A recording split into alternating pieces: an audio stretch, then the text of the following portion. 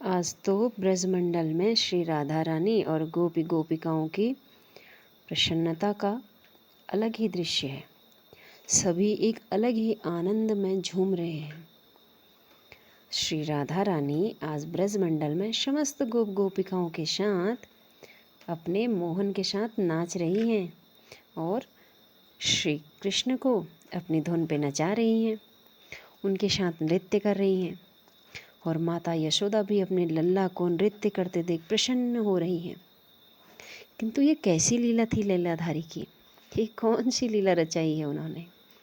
यहाँ तो दो दो कृष्ण हैं, एक ही रंग, एक सा शरीर, एक सा कद काठी, एक सा मुख, एक से बाल, एक सा मुकुट, सब कुछ एक सा। ये भगवान श्री कृष्ण और श्री स्वामिनी जी की दिव्य प्रेम लीला है, जहाँ भगवान श्री कृष्ण यह घोषणा करते हैं कि उनके लिए श्री राधा रानी का स्थान सर्वोपरि है। आइए श्री राधा रानी की सर्वोपरिता को इस प्रसंग में समझते हैं कि भगवान श्री कृष्ण ने किस प्रकार अपने हृदय, अपने भक्तों के हृदय और भक्त रसिकों के लिए श्री राधा रानी का स्थान सर्वोपरि स्थापित किया है। आइए श्रवण करते हैं। एक बार की बात है, भगवान श्री कृष्ण स्वामिनी जी के साथ बैठे हुए थे और स्वामिनी जी से बातें कर रहे थे। और हमारे कान्हा तो हैं ही छलिया रशिया, और श्री राधा रानी उनके लिए प्राणों से भी प्रिय है। तो इस प्रकार भगवान श्री कृष्ण अपने प्राणों से प्यारी श्री राधा रानी जी को प्रेम से अभिभूत होकर उनसे कहते हैं कि हे राधिके, आप महाभावमयी हैं, मुझे प्रसन्न करके ही आप प्रसन्न होती हैं, मेरा आनंद ही आपका आनंद है। आप मुझसे मेरी संगति और मेरी सेवा में निरंतर लगी रहने के अतिरिक्त अन्य अपनी आपकी कोई अन्य अपेक्षा नहीं है।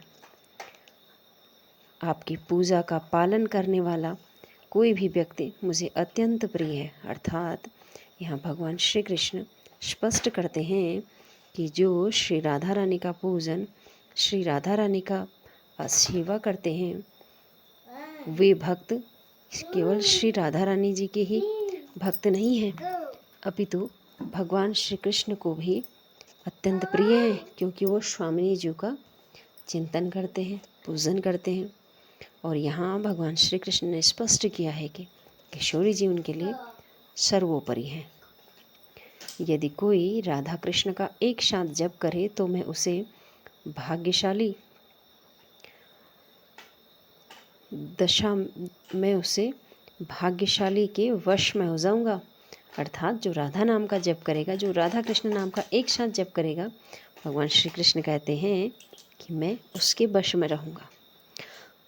तुम समस्त गोपिकाओं में सर्वोपरि हो और माता यशोदा से भी ऊपर आपका स्थान है, ऐसा भगवान श्री कृष्ण किशोरी जी को कहते हैं।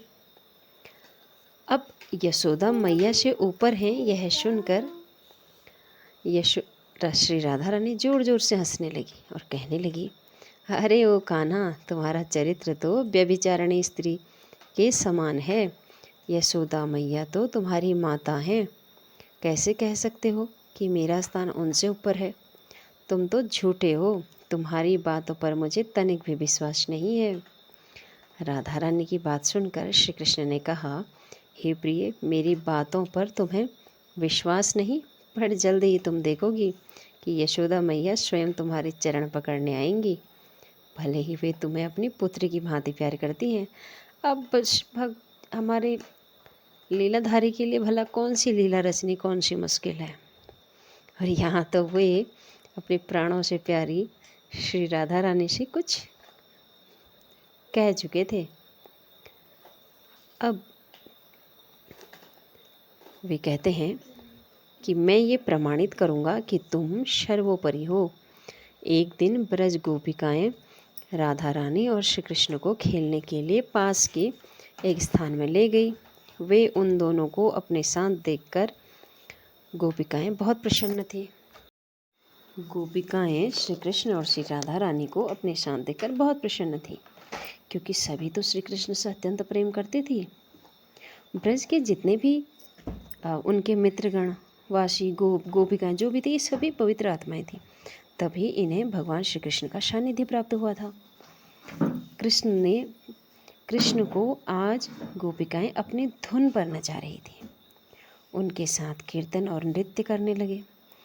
भगवान श्री कृष्ण को आज तो कान्हा को भी बड़ा आनंद आ रहा था उनकी धुन पर नाचने में, क्योंकि वो तो हैं ही रसिया, सबके प्यारे, सबको प्रेम करने वाले। उसी समय मैया यशोदा वहाँ पहुँची और उन्होंने देखा कि सभी गोपिका मैया यशोदा वहाँ पहुँची तो उन्होंने देखा कि सभी गोपियाँ मिलकर उनके लल्ला को नचा रही हैं। माता यशोदा तो वात्सल्य की सागर है, वे अपने कान्हा से अत्यंत अत्यंत अत्यंत प्रेम करते थे। तो वे क्रोधित हो गई और बोली, अरे अरे, ये कैसा व्यवहार है? मेरा लल्ला दिन भर गाय चराता है, जंगल में जाता है, फिर उसे विश्राम करना होता है, और उस समय भी तुम सब उसे अपने साथ यहाँ खेलने के लिए लेके आई हो, और उसमें भी उससे नृत्य करा रही हो, नृत्य कराने के लिए लेके आई हो। तुम सब रोज़ यही करती हो। ये बिल्कुल सही नहीं है। ये सब सुनकर गोपियों ने यशोदा से कहा कि मैया, ये आपका लल्ला नहीं है, ये तो हमारा कृष्ण है।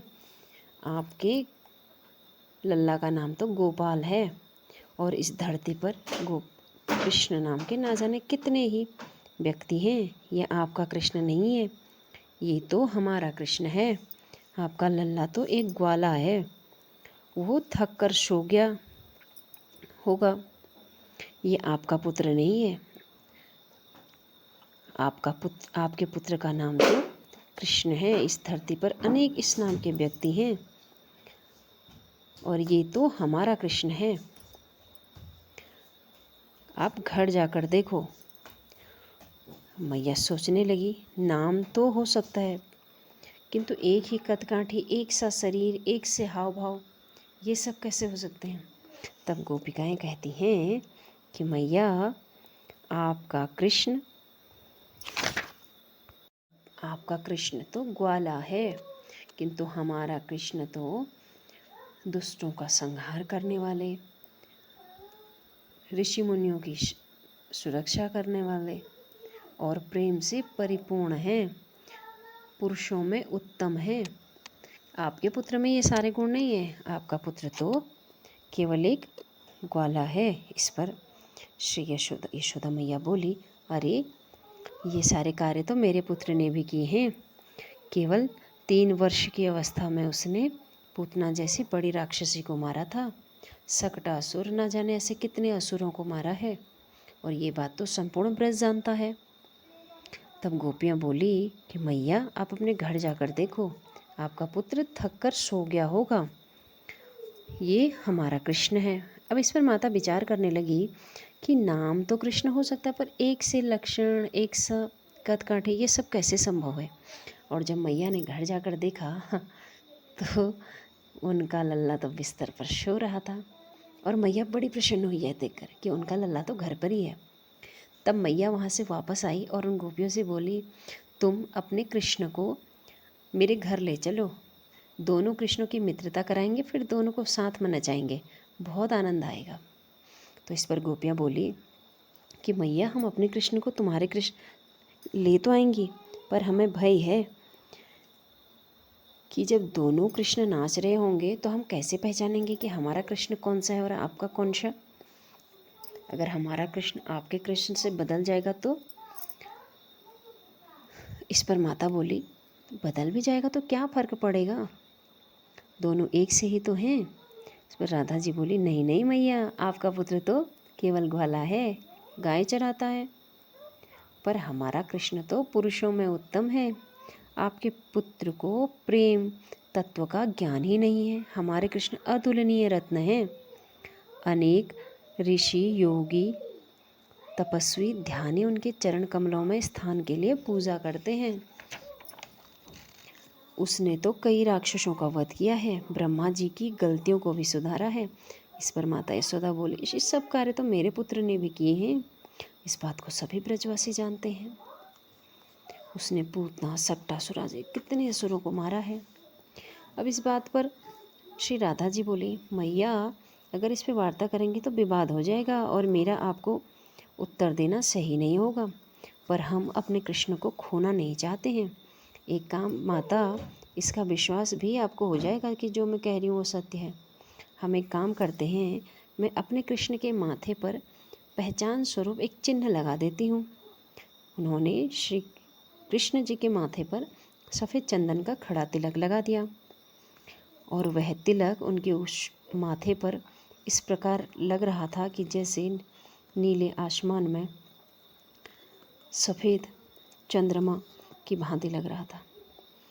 तो इस प्रकार सभी गोपिकाएं और श्री कृष्ण यशोदा मैया के साथ उनके घर चले गए। अब यशोदा मैया के घर पहुँचे, सभी ने कृष्ण को उठाया और दोनों को नृत्य करने लगे। सभी नृत्य करने लगे, कीर्तन करने लगे। माता यशोदा भी आनंदित हो रही थी। दोनों कृष्ण साथ नाच रहे थे।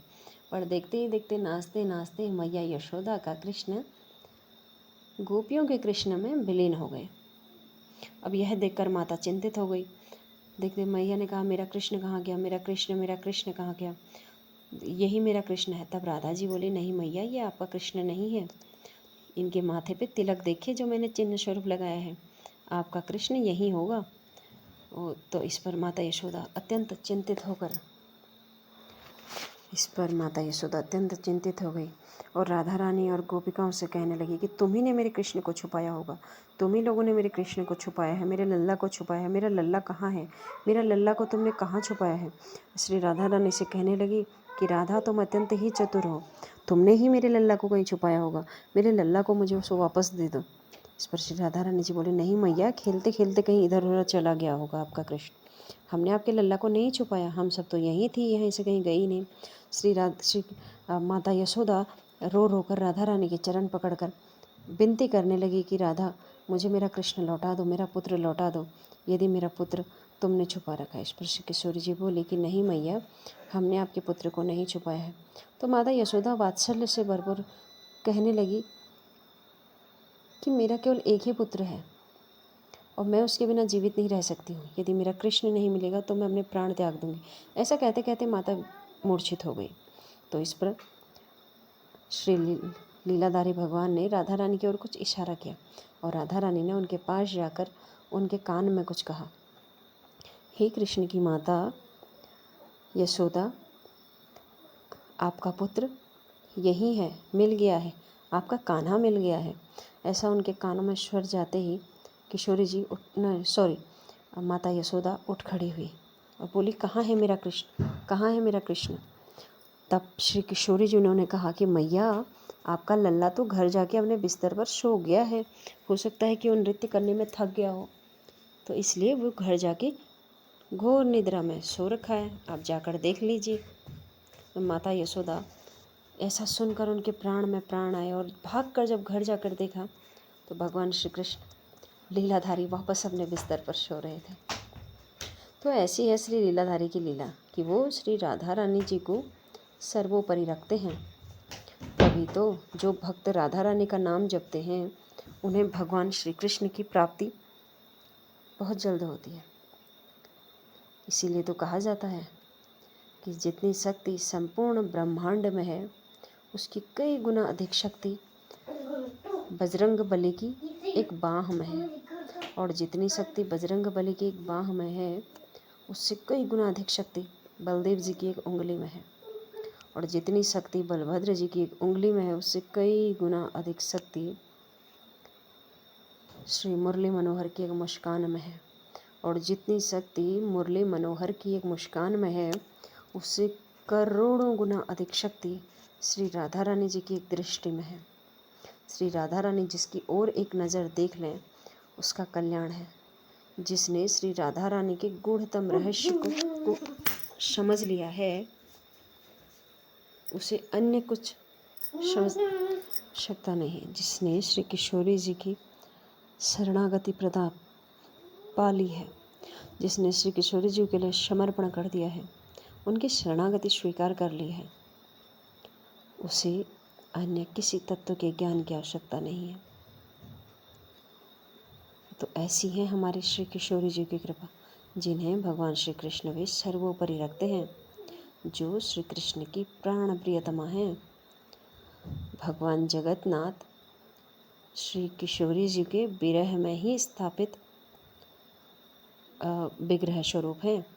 भगवान जगन्नाथ जी इसलिए श्री राधा रानी के साथ वहाँ विराजत नहीं है, क्योंकि विरह में ही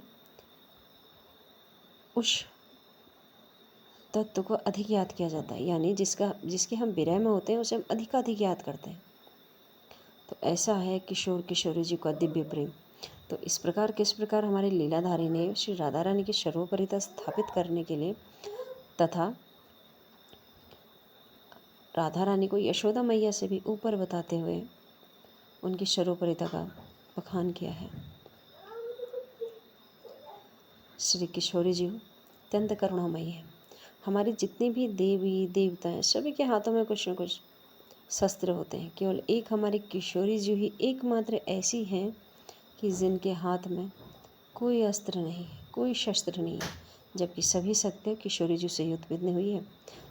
इस कहानी को अंत तक सुनने के लिए बहुत बहुत धन्यवाद। चैनल को लाइक सब्सक्राइब नहीं किया है तो सब्सक्राइब कीजिए, सपोर्ट कीजिए और भगवान श्री कृष्ण और श्री राधा रानी की कथाओं का, भक्तों के चरित्रों का अधिकाधिक श्रवण कीजिए, श्रवण कराइए, भक्तों के चरित्रों को सुनिए, अपने श्लोक और उस श्लोक को सुधारिए। कहानी बने रहिए। हरे कृष्णा, राधे राधे।